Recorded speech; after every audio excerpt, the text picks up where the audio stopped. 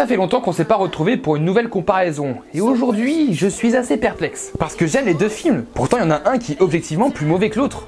Donc je sais pas quoi faire. Tu ferais quoi toi? Bon, personnellement, je ferais ce que je veux, hein. Parce que... La loi, c'est moi! Et l'ordre!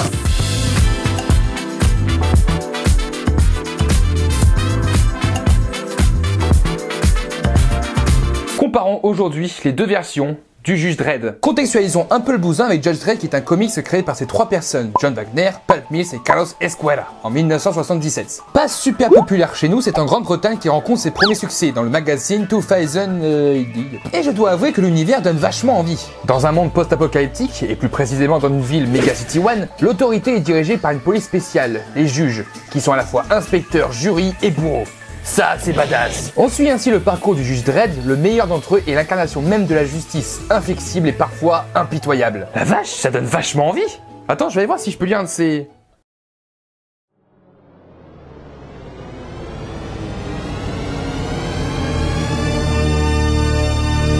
Et je vous avoue que suite à mes recherches, cet univers m'a putain donné envie, surtout qu'il est riche et bien complexe. Je me suis donc intéressé naturellement aux deux adaptations cinématographiques qui sont radicalement différentes. Le premier est un nanar, donc super cool, et le deuxième est super cool. Mais alors, qui est le meilleur ? Promis, on se calme au niveau des effets. En fait, comparer les deux versions, c'est assez délicat parce qu'elles n'ont clairement rien à voir, que ce soit au niveau des enjeux, mais également au niveau des ambitions. Tout d'abord, l'époque. Le premier a été tourné en 95, l'autre en 2012. Donc deux contextes différents avec une approche au niveau du public différente. Ensuite, le budget. 80 millions pour le premier et 40 millions pour le second. Le premier était une grosse production, l'autre une plus petite. Oui, 40 millions US, c'est petit. Ça fait peur. Surtout que dans les deux films, la réalisation a été compliquée. Cannon était quelqu'un d'assez prometteur, mais il était jeune face à Stallone et aux producteurs. Il n'a jamais réussi à imposer ses idées. Il a détesté l'expérience, et Stallone a quand même dit que c'était le pire tournage de sa vie. De l'autre côté, il y a un manque de budget assez colossal qui a impacté le film, et surtout une polémique avec Karl Urban qui a dit il y a quelques jours que c'était Alex Garland qui a réalisé le film, et non pas Pete Travis, qui a été viré en post-prod. Ça a été un bordel sans nom ce film. J'ai surtout oublié de dire qu'avant d'accepter le rôle, Stallone n'aurait jamais entendu parler du comics à la base.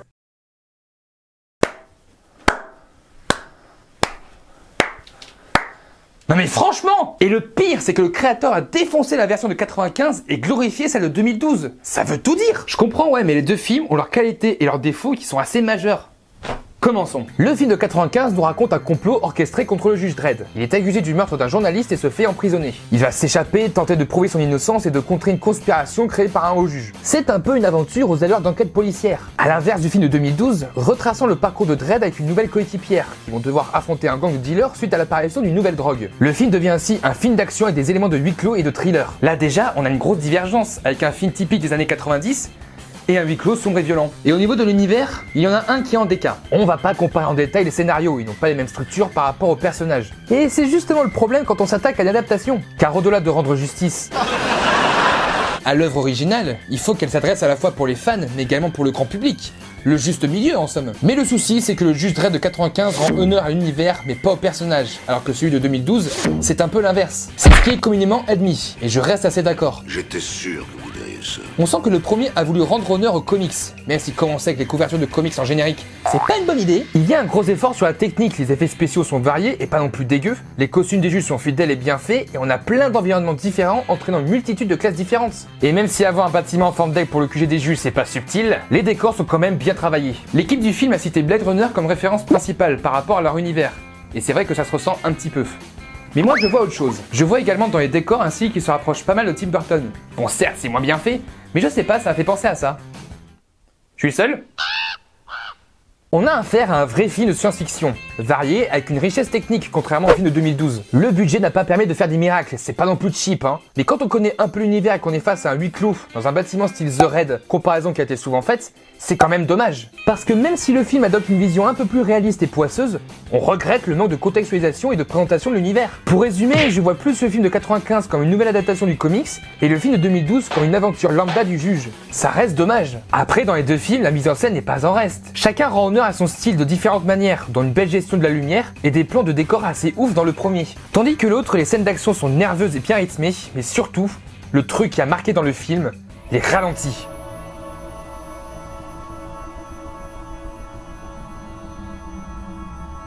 Ça nous offre des séquences jouissives, 4000 images par seconde. Au final, la réalisation est reliée à son époque. Un film d'action dynamique et assez joyeux face à un film sombre et nerveux des années 2010. C'est reflété également avec la musique. Même si Alan Silvestri a fait un bon travail sur le juge Dredd, c'est trop héroïque pour le coup, trop joyeux et trop enchanteur. Ça le met au rang de super-héros, ce qui n'a pas vraiment de rapport. Alors que Dredd, lui, c'est des musiques hard rock en raccord avec son univers sale et poisseux. Mais là encore, je parle que de la technique. Parce que là, on va s'amuser. C'est sur les personnages et les dialogues. La loi, c'est moi. Et l'ordre. Je voulais juste dire que malgré l'infidélité marquante qui a été proclamée pour le premier film, le scénario tient la route, cohérent dans son ensemble. C'était un peu bordélique car ils ont voulu mettre en place plein d'éléments du comics, mais après c'est pas non plus aussi catastrophique qu'on nous le laisse croire. Une bataille des rues, des complots entre juges, un gang où la religion est importante, une expérience de clonage, ça fait beaucoup d'un coup, mais c'est bien rythmé pour être suivi sans souci. Face au film de 2012 qui lui reste très simpliste dans son ensemble. Pareil, c'est efficace, mais à part l'histoire en elle-même et quelques rares rebondissements, en gros on poursuit juste des dealers de drogue pendant une bataille de gang, avec quelques thématiques par rapport au personnages qui sont pas aussi divers que l'ancien film. Il est ni complexe, ni innovant. Je vais revenir là-dessus à la conclusion, parce que je pense vraiment que les personnages et les dialogues sont encore plus importants. On s'en remet un. Allez. La loi, c'est moi et l'ordre. L'incarnation du personnage de Dredd reflète entièrement l'atmosphère des deux longs métrages et surtout l'envie des producteurs. Mais il y en a un qui respecte plus ce personnage que l'autre. Mais après tout, c'est pas grave. Une nouvelle interprétation peut apporter des choses intéressantes. Mais dans les faits... La loi, c'est moi. Et l'ordre. Stallone incarne pas Dredd en fait. Il incarne un héros lambda des films d'action. Sauf que les gens ne voulaient pas ça. Tout est fait pour rendre le personnage badass, enchaînant des punchlines de dingue. Mais entre sa démarche bizarre, ses dialogues et sa personnalité pas super bien écrite, la béquille de sa moto qui casse tous les faits, et surtout ça, c'est le plus grand reproche qui est fait à ce film. Non, Dredd n'enlève pas son casque. Ils ont voulu rendre le personnage humain, mais ça ne fonctionne pas. Et ça, le film de 2012 a bien compris. C'est pas pour rien qu'il n'enlève pas son casque, c'est pour montrer que la justice n'a pas de visage, qu'il reste impassible face aux autres. Et surtout, ça le rend beaucoup plus mystérieux et plus effrayant. Karl Urban l'interprète rudement bien. Il est vraiment menaçant avec parfois quelques petites piques bien placées. Quand on le voit, on a vraiment peur, et on sait qu'on a affaire à un putain de juge qui n'hésitera pas une seule seconde à te buter. Et lui, il n'embrasse pas la femme à la fin. Stallone démystifie tout et rend le personnage plat. C'est pas Dredd, c'est Stallone avec un casque. Pour les personnages secondaires, on a un petit peu de tout. Le film de 2012 apporte son lot de personnages iconiques, entre ses juges corrompus, une recrue qui se retrouve être une mutante avec une psychologie intéressante, et surtout, on a une Lena Headey qui est juste ultra classe. Je kiffe ce personnage. Pour le film de 95, commençons par le positif. Bon, déjà, il y a Diane Lane, et un film avec Diane Lane, c'est un bon film. Oui, je suis amoureux de cette femme. Le juge Fargo joue un peu le mentor de Dredd et aurait mérité un peu plus d'exploitation, mais reste cool. J'aime beaucoup Rico qui joue à fond la carte du méchant, mais surtout, l'histoire des deux frères clonés d'après un autre soldat, bah ça m'a fait un peu penser à Metal Gear Solid. On a surtout beaucoup de variétés entre les différents juges. Le gang Angel, les loupards des rues, bref, c'est assez riche, contrairement au film de 2012, où les personnages secondaires sont presque que des dealers sans saveur. Je note quand même la présence du général Hawks, qui pareil soulève des questions qui auraient mérité un approfondissement, mais le personnage est sympa. Voilà, donc maintenant passons T'as oublié un personnage là. Rob Schneider, un acteur ridicule qui a participé qu'à des bouses, qui fait que des blagues pourries, voire très tendancieuses, et qui gâche tout le potentiel comique du film. Un personnage inintéressant et détestable que j'avais envie de tuer à chacune de ses répliques. Dredd. Dredd? Oh, je tomberais. Même moi, je n'oserais pas faire cette vanne. Mais bon, en général, les acteurs ne sont pas hyper bons. Ils en font des caisses, se donnent des airs, et surtout les dialogues sont mal écrits. C'est juste un enchaînement de punchlines. Vous avez vu que j'ai quand même pas mal descendu le film de 95. Pourtant, je l'ai adoré. Voire même plus que le film de 2012. J'aime cette richesse visuelle à la fois inventive et un peu kitsch. J'aime ce film qui transpire les années 90 dans sa splendeur. J'aime surtout ce côté à fond dans le délire, sans aucune limite. Évidemment qu'il y a un manque de fidélité. Les personnages et les dialogues sont mal écrits, mais ils restent quand même rythmés. Les scènes d'action sont cool et on s'ennuie pas. Contrairement au film de 2012 qui est victime de son budget et de son format. Bien sûr qu'il surpasse le film de 95 en termes de personnages, d'action, de réalisation.